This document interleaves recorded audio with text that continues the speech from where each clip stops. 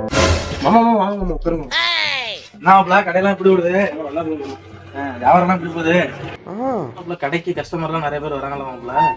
கடையில பாதி பொருள் இல்ல எல்லாத்தையும் வித்துட்டீங்க போல. என்ன மாப்பிள்ள வெறும் சில்லறை காசா இருக்கு, நோட்டையே காணும். என்னண்ணே வழக்கமா ஒரு அண்ணா இருப்பாங்களே அவங்க இல்லையா? சரி அதை விடுங்க, ஒரு 6 நபாட்டி கொடுங்க. 6 சரியா? வந்து 60 ரூபா வச்சுக்கோ.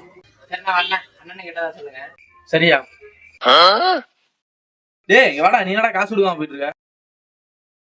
காசா? ஓனருக்கு தெரிஞ்சா அவன் வேலை போயிரும் தெரியுமா? ஓனரா? ஓனரே நான் தானடா.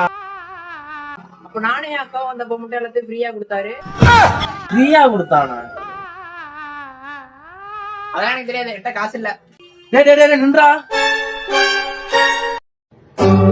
என்னடா இது வாழ்க்கை?